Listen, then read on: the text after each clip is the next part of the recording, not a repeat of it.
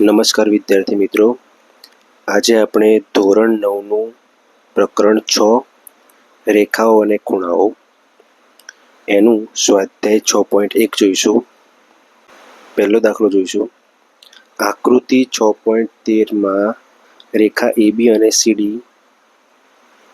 ઓમાં છેદે છે. જો ખૂણો AOC વત્તા ખૂણો BOE બરાબર 70 ડિગ્રી અને ખૂણો BOD બરાબર 40 ડિગ્રી, તો ખૂણો BOE અને વિપરીત ખૂણો COE મેળવો.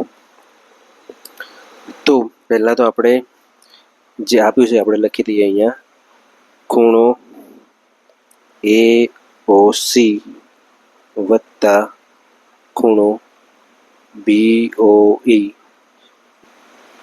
બરાબર 70 ડિગ્રી આપેલું છે, બરાબર. અને બીજું કે ખૂણો BOD નું માપ પણ આપેલું છે. ખૂણો BOD બરાબર 40 ડિગ્રી આપેલું છે. હવે અહીંયા આપણે જોઈએ તો આ ખૂણો આકૃતિમાં આ ખૂણો બંને સરખા થશે. કેમ સરખા થશે? કારણ કે બંને કેવા અભિકોણો છે, બરાબર. અને અભિકોણો સમાન હોય તો અહીંયા લખીશું ખૂણો BOD બરાબર ખૂણો AOC. કેમ? એનું કારણ આપણે અહીંયા દર્શાવીશું. અભિકોણની જોડ એવું લખીએ તો પણ ચાલે. આ બંને સરખા થાય માટે અહીંયા BOD નું માપ તો આપણે 40 આપેલું જ છે. તો BOD બરાબર 40 હોય તો AOC બરાબર પણ કેટલા થવાના? 40 થવાના. માટે ખૂણો AOC બરાબર 40 ડિગ્રી, બરાબર. હવે આનો ઉપયોગ કરીએ આપણે. હવે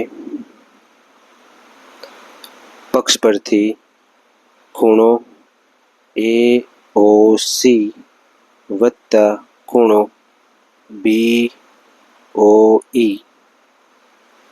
બરાબર કેટલું? 70 આપેલું હતું. આપણે AOC નું માપ કેટલું મળ્યું? 40 મળ્યું આપણને. એટલે માટે AOC ની જગ્યાએ લખીશું 40 ડિગ્રી. તો 40 ડિગ્રી વત્તા ખૂણો BOE બરાબર 70 ડિગ્રી થશે. હવે આપણે BOE ને કરતા બનાવીશું. માટે ખૂણો BOE બરાબર 70 ડિગ્રી ઓછા 40 ડિગ્રી થશે. કારણ કે આ 40 હતો એ બરાબરની આ બાજુ જવાનું એટલે ઓછા 40 થવાનું. માટે ખૂણો BOE બરાબર કેટલું થશે? 70 - 40 એટલે 30 ડિગ્રી. તો આપણને પહેલો જવાબ મળી ગયો. BOE બરાબર 30 ડિગ્રી. હવે આપણે વિપરીત COE શોધવાનો છે. તો એના માટે COE શોધવો પડશે. હવે આ ત્રણ જે ખૂણાઓ હતા એક જ રેખા પરના ખૂણા હતા. અને એક જ રેખા પરના ખૂણાઓનો સરવાળો કેટલો? 180 થાય. એટલે અહીંયા લખીશું ખૂણો AOC વત્તા ખૂણો AOC એટલે આ ખૂણો, પછી ખૂણો COE એટલે આ ખૂણો વત્તા ખૂણો BOE એટલે આ ખૂણો. આ ત્રણેયનો સરવાળો કેટલો થશે? 180 ડિગ્રી થશે. કેમ? કારણ કે ત્રણેય એક રેખા પરના ખૂણા હતા અને એક રેખા પરના ખૂણાનો સરવાળો 180 થાય. હવે આપણી જોડે જે કિંમતો હતી એ બધી અહીંયા મૂકીએ. માટે AOC ની કિંમત કેટલી હતી આપણી જોડે? 40. એટલે AOC બરાબર 40 મૂકીશું વત્તા COE આપણી જોડે નથી એટલે COE જ રાખીશું વત્તા BOE ની કિંમત હતી 30 ડિગ્રી એટલે એની જગ્યાએ લખીશું 30 ડિગ્રી બરાબર 180. હવે 40 વત્તા 30 કેટલા થશે? 70.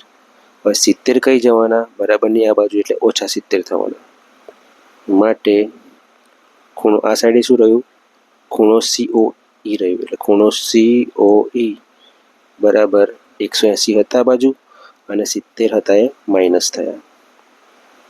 માટે ખૂણો COE બરાબર કેટલા થશે? 180 માઇનસ 70 એટલે 110 ડિગ્રી. પણ આપણે તો વિપરીત COE શોધવો છે. તો COE મળ્યો આપણને. હવે વિપરીત શોધવો હોય કોઈ પણ ખૂણાનો તો એને 360માંથી માઇનસ કરવાનો. તો આપણી જોડે COE હતો, આનો વિપરીત શોધવો હોય તો વિપરીત